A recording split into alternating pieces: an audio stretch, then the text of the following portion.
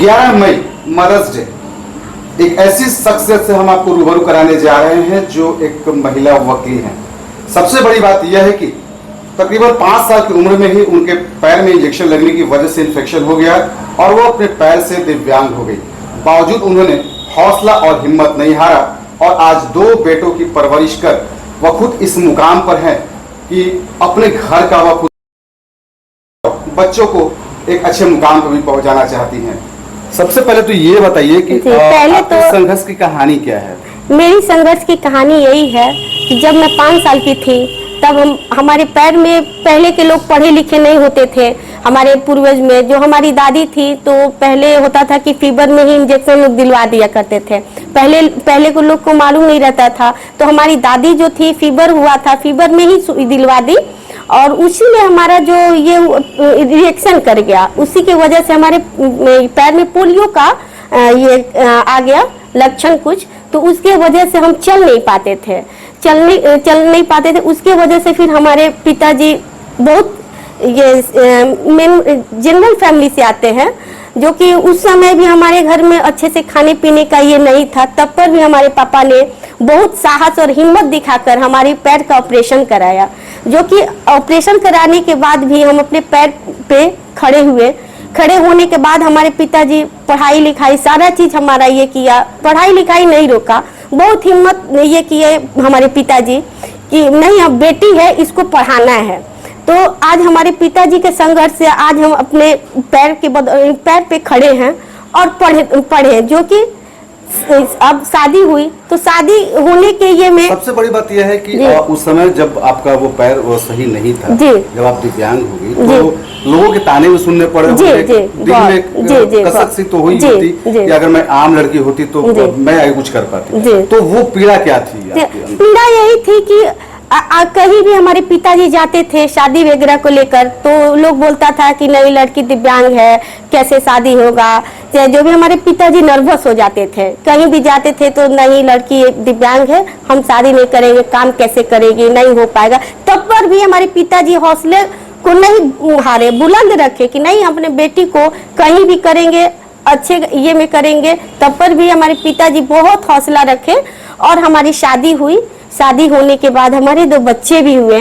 बच्चे को भी अपने परवरिश दे रहे हैं, पढ़ा रहे हैं, लिखा रहे हैं। आज हमारे बच्चे, आज हमारी ही ये है कि दोनों बच्चे को हम अपने परवरिश से पढ़ा रहे हैं, लिखा रहे हैं। आज दोनों कामयाब हैं हमारे बच्चे। एक बच्चे हमारे 8th में है और एक बच्चे मेरे 6th में है। वकालत तो जो आपने शुरू करी, ये कैसे हुआ?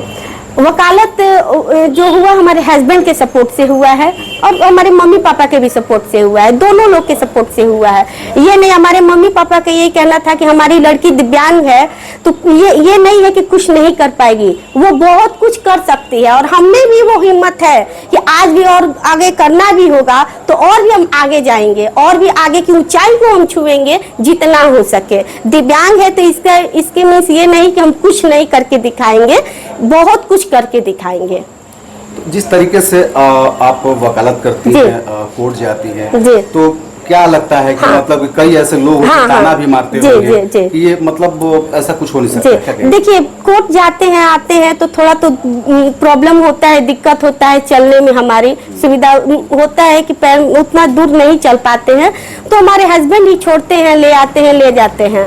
यही हमारी ये है और कोई शिकवा नहीं है हमारे साथ। हाँ, हमारे हस्बैंड सपोर्ट करते हैं बहुत ज्यादा।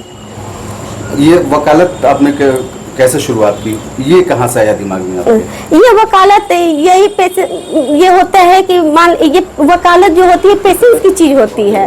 मान लीजिए आज हमारे ये में हमारे फादर ही बोले, हमारे पिताजी बोले कि देखो बेटा अगर तुम कुछ नहीं कर पाओगी तो तुम अपना कुछ आगे की पढ़ाई के लिए सोचो। तो हम बोले पिताजी हम लॉ करना चाहते हैं। तो हमारे पापा बोले कि ठीक है बेटा तुम लॉ करना चाहते हो तो इसके लिए भी हम तुम्हारा ये अनुदान करेंगे और तुम्हारा सहायता भी करेंगे। तुम जितना पढ़ सको तुमको हम पढ़ाएंगे। इसके लिए तुम ये नहीं बोलना कि तुम्हारे पिताजी मम्मी जो भी है पीछे हट जाएंगे। हमारे पिताजी बहुत साहस दिए, हमारी माँ साहस दी, हमारे हस्बैंड, हमारे घर परिवार भी बहुत सपोर्ट किया, ऐसा नहीं है। अब ये माना जाए कि आप एक सफल महिला भी हैं जी और सफल पत्नी भी हैं जी और सबसे बड़ी बात है कि आप सफल एक माँ भी हैं। जी जी। तो ऐसे में मदर्स डे को लेकर के लोगों को क्या संदेश देना चाहेंगे, खासकर महिलाओं को क्या संदेश देना चाहिए? महिलाओं को यही संदेश देना चाहते हैं कि आज की जो महिला है जागरूक होके और अपने बच्चों को अपने खुद ना खाए, घर में नमक रोटी ही खाए, लेकिन बच्चों को जरूर पढ़ाएं, शिक्षित जरूर करें, बच्चों को ऊंचाइयों तक ले जाए। जैसे आज हम अपने दिव्यांग होने के कारण भी हम अपने बच्चों को ऊंचाई तक ले जा रहे हैं, वैसे भी हम सभी महिलाओं को बोलेंगे कि अपने बच्चों को पढ़ाएं और ऊंचे जितने हो सके ऊंचे तक अपना बच्चे का भविष्य बनाएं।